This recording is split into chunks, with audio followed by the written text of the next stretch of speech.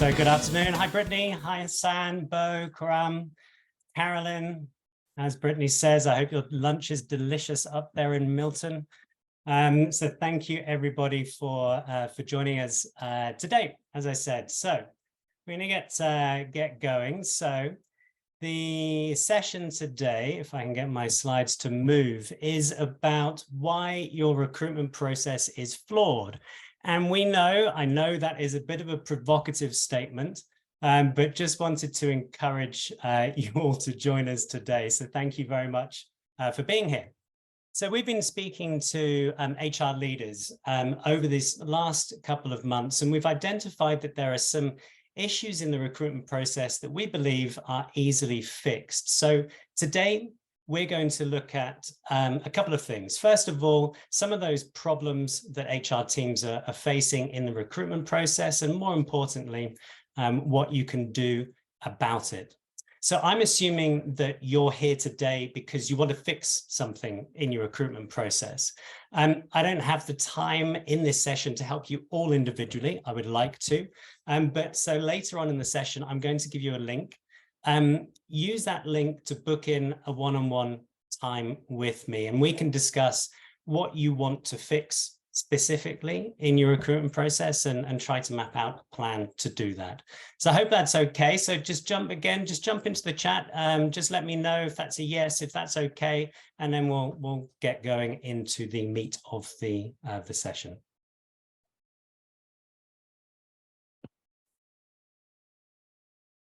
Okay.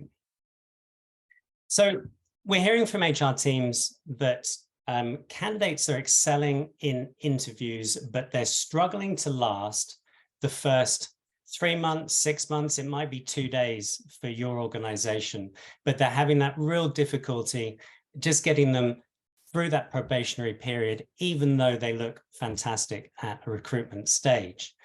The second issue is that we're finding that hiring managers are still using the CV too much, and they're relying on that. And what we're seeing is that hiring managers really haven't been taught how to interview. So we find that they're using the interview really just to verify the CV.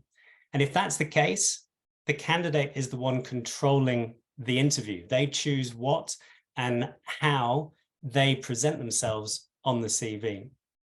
And the third issue is that the values. We're finding that most organizations will have their vision, their mission, their value sets, but they're finding it really difficult to bring that into the recruitment phase and actually start to understand who it is that they are recruiting for and how closely they're aligned to those values.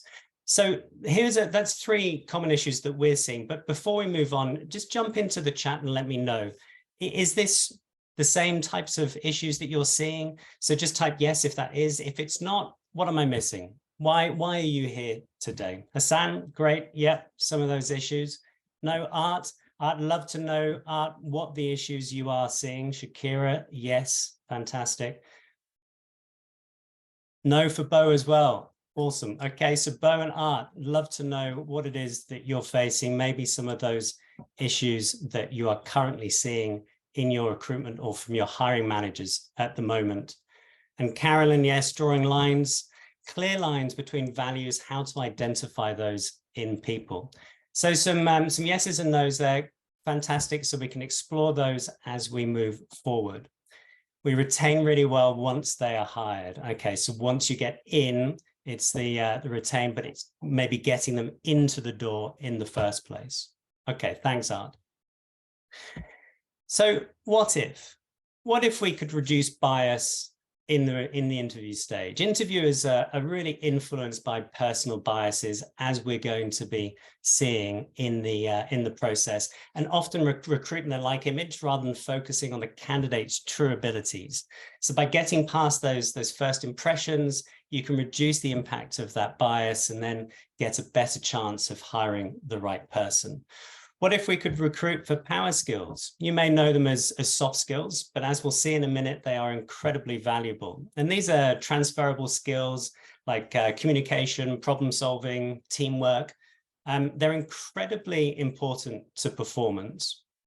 And what if we can increase engagement? in the process and when the individuals join your organization. So when new hires fit your company culture, they're more likely to feel engaged, more likely to be motivated in their work. And obviously this leads to that improved productivity. So in fact, when I was doing some research for this presentation, I came across 3 statistics that I thought would be useful. The first was Harvard Business Review that showed that diverse teams outperform homogeneous teams by up to 35%. 35%, that is a huge amount just by having some kind of diversity into the team and into the organization. And this shows the importance of reducing that bias to increase diversity. The second one was LinkedIn's Global Talent Trends Report, which is a bit of a tongue twister to get out. But this one was really quite staggering to me. 92% of the talent professionals that completed that survey believe that power skills are just as important as hard skills. 92%. So nearly everyone who completed that survey said that high performance is related to power skills. And these are the same skills that are incredibly difficult to recruit for at interview stage. And the last one was Tiny Pulse. Tiny Pulse is an engagement survey organization. And they found that employees who feel that their voices are heard are nearly 5 times, I've rounded it up, 4.6, but nearly 5 times more likely to feel empowered and perform their best work. And these are not really just nice to haves, they're really critical to success. Bo and Art, you're talking about bringing people into the organization. You retain well once they're there, but it's finding those people, I'm guessing, and getting them into the business. We're going to address that. I'm going to talk about how we've done that with another organization a little bit later on in the presentation. Okay, so look, today's workshop is really for HR teams, HR professionals who want to improve their recruitment process and retain more talent in the organization. Every time we improve the recruitment process, the knock-on effect is substantial about both performance and retention. So our unhidden agenda today is that we're passionate about helping more companies increase people retention. And as I said, recruitment is a massive part of that. Throughout the presentation this afternoon, something might spark a thought for you. As I said before, let's arrange a one-to-one chat so I can personalize this for your organization and understand what is it that you want to achieve. So I'm going to put a link into the chat at the moment. So feel free to just jump on that link anytime as we're going through this afternoon and find a good time for you, and we can explore how you're currently recruiting and how we can maybe adjust that to get to your goals. For anyone who doesn't know me, I'm Iain Chalmers. I'm the co-founder of flowprofiler and our retention booster program, and we've been working with HR teams to make better people decisions over the last 20 years. So let's look at maybe somehow we are going to, how we're going to improve this aspect of getting the right people and getting more of the right candidates in. So a number of years ago, we participated in some research into how candidates are assessed at interview stage and then again at promotion stage. And we found that there were 3 different levels. Level 1 was what we see. Level 2 is what we think we know. And level 3 is what we don't see. And as we talk through these today, you're going to see that each of them have a very different impact on performance, with level 1 being pretty much irrelevant to the impact on performance. And level 3 being incredibly impactful on performance. So let's look at these in a little bit more detail. So when we talk about level 1, we're talking about what we see. the first impressions about when you meet someone for the first time. So I'd like everyone to participate in this one, please. In the chat, can you tell me how long do you think it takes to make a first impression? How long do you think it takes to make a first impression? Jump into the chat and let me know.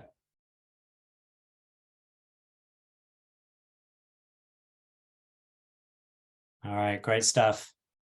30 seconds. Carolyn, a minute. Brittany, 10 seconds. Bo, a minute. Shakira, gosh, 10 seconds. Hassan, 5 seconds.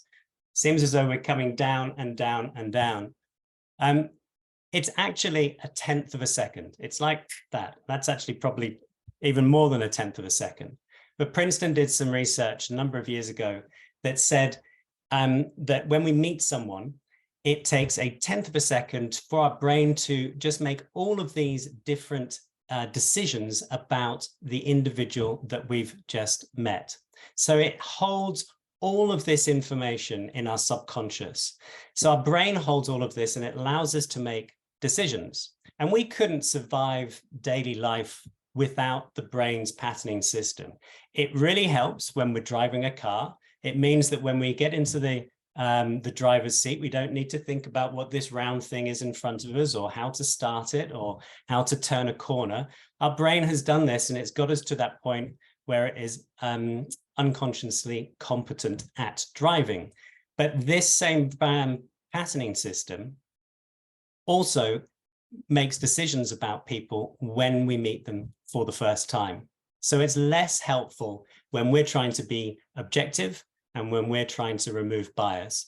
So if I look like your best friend when you were growing up, you're going to have a more favorable first impression of me than if I look like the school bully. And I appreciate that with my haircut these days, I look a little bit more like the school bully than your best friend, probably, but it's sitting there in our subconscious. And this is where our unconscious bias can take over without us even realizing it.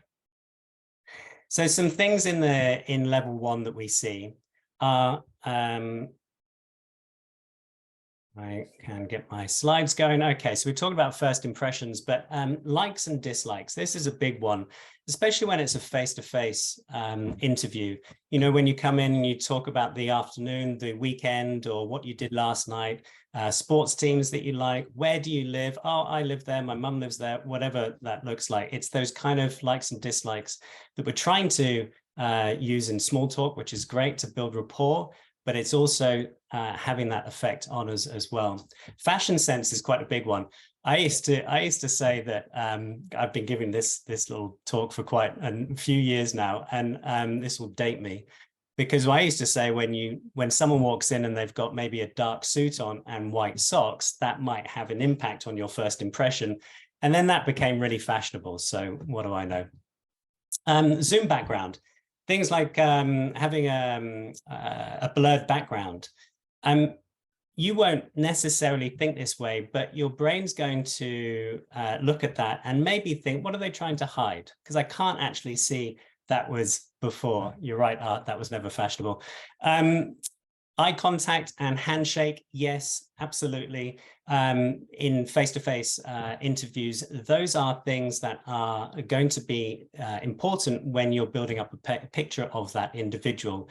But actually, the impact on performance of any of these things, unless you're really in a sales role or customer service role, they are not going to have a huge amount of impact on performance.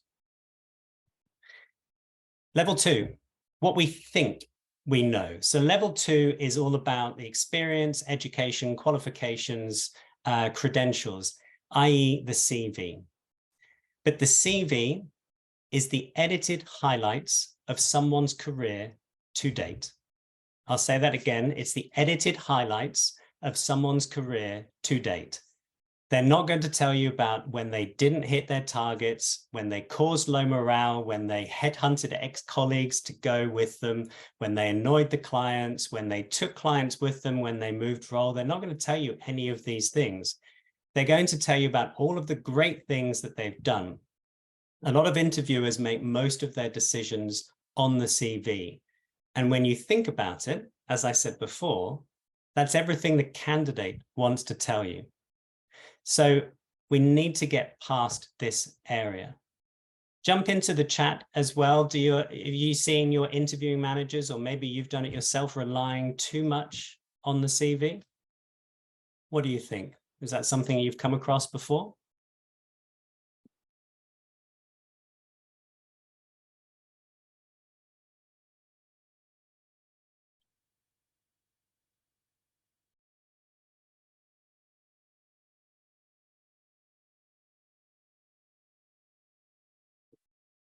So yeah, you've seen it in past previous roles, organizations. Yes, we're seeing some of those. Definitely, it's too easy.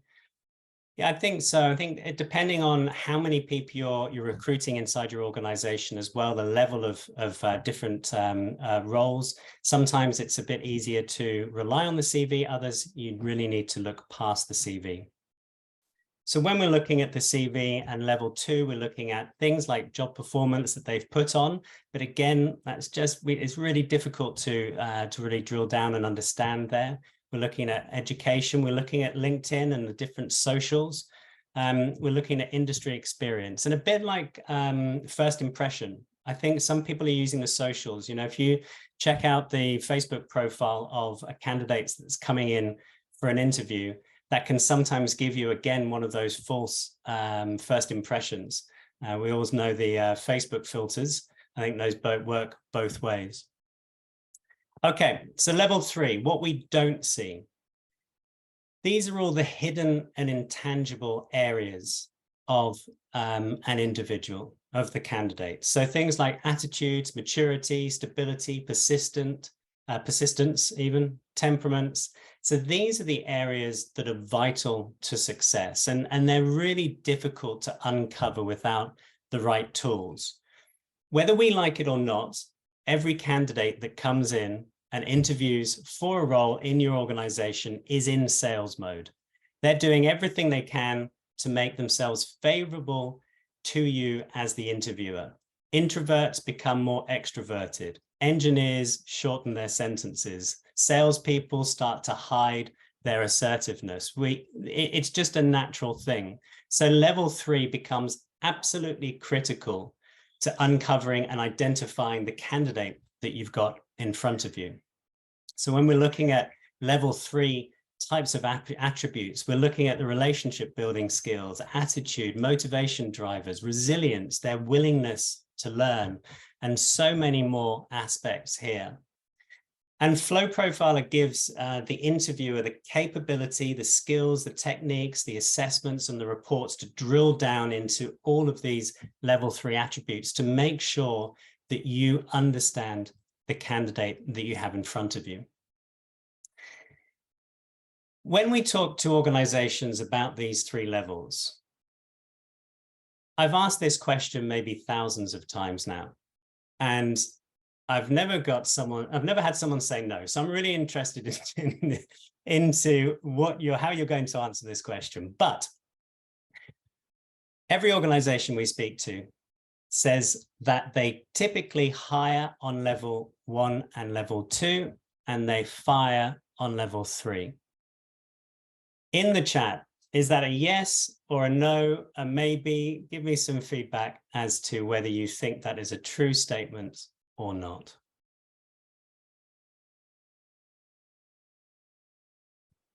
Bo thinks it's true.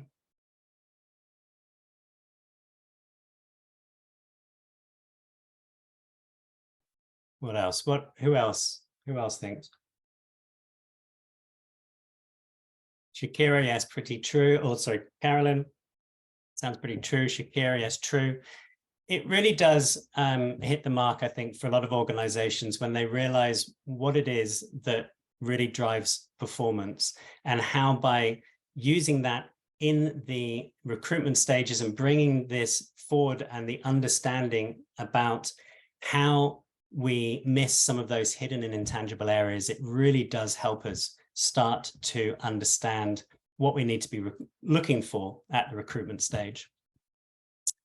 Okay, so just to give you an example, and Art, I was said to you earlier that we were going to explain how we maybe expanded that candidate base, candidate grouping a little bit. So we work with GistLens. GistLens are a software developer. They've got offices in Australia, in the Philippines, and in the UK. And we worked with them to achieve 3 different outcomes. The first was to access a wider candidate base. When we worked with them, the software industry was it still had quite a shortage. This was before all the recent redundancies. So they were really trying to find the right candidates. So what we did was we helped them expand the talent pool by challenging the existing job descriptions. So we removed some of that bias towards specific backgrounds. They reduce the dependence on qualifications, which is key for software engineers who are often recruited on very specific programming languages. And the key thing is that we added behavioral wording to the adverts, which attracted more candidates. And this is the key thing. By adding behavioral wording, all of those hidden kind of level 3 attributes, what it did was it expanded the reach of the advert because more people were recognizing themselves in the advert rather than, well, I'm a Python or I'm a React coder, and so this job's relevant to me. Actually, they were starting to talk much more about what the organization was like and the behavioral requirements for the role. So that was the first thing. The second thing is that we took their interviews to the next level because what we were able to do was give them behavioral-based questions to draw out specific examples of past behavior. Now, this is important because candidates are incredibly well rehearsed, as you will know, but things like ChatGPT are now giving them an unbelievable resource to research both the organization, different types of interviews, different types of interviewing questions. And so if we can use behavioral-based interviewing questions, it's less likely that the candidates are going to have seen that, and more likely that you're going to get a better understanding of how that person is going to behave for you in the future, i.e. the level 3 attributes. And the third was motivated candidates. So do you remember at the beginning when I had that tongue twister of LinkedIn Global Talent Trends survey? And it said that 92% of respondents said soft skills were as important as hard skills. So what we did was we mapped how GistLens motivates their staff already, and then we matched it to what motivates the candidates that are coming through the door. So we got that natural fit. Again, you're looking at behaviors and then you're looking at the motivation drivers or drivers of engagement. So those were the 3 aspects that we achieved with GistLens. And the result was that we had a 60% increase in successful hires, a 60% increase in successful hires by doing those 3 things. And this was their goal. It was to hire based for attitude and culture and increase the new starter rate. Brittany, the successful hires was people that got through the probationary period and were able to perform at the level that they wanted to perform. Does that answer your question? Yep, great. Okay.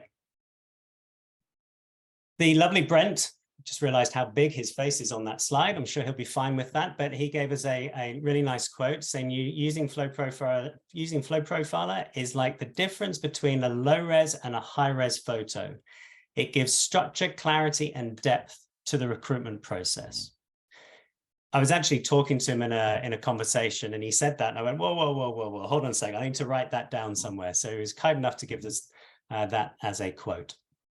But we've talked a lot about interviewing today, but I just wanted to give you some context around how it fits into the greater retention storyline. So we work with HR teams to build capability in their organization. And our aim is to retain more talent in your organization using a fit, build, grow framework. So we do this by teaching strategies to acquire the right candidates, to engage them once they get into the organization, and then invest in the right people. So when you find the right people, you get that natural fit in the role.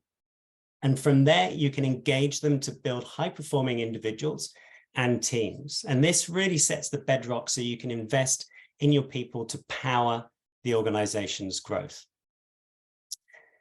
It's every organization's goal to hire the right people. And so we start by strengthening the recruitment process. And this is really what we're talking about today. So we start by helping your managers to create behavioral benchmarks to build that robust picture of who's going to succeed in the role. And we help interviewers drill down with those behavioral targeted questions.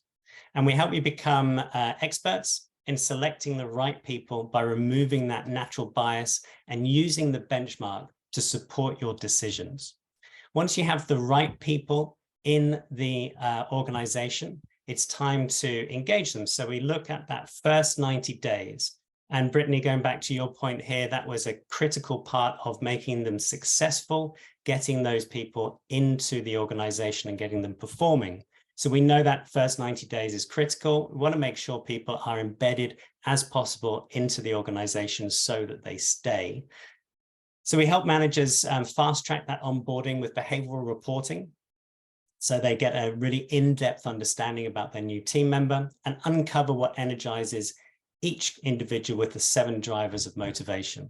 Everybody's got aspirations, so we want to match those with the organization's vision, mission, and values. And once you've done that, it's time to invest.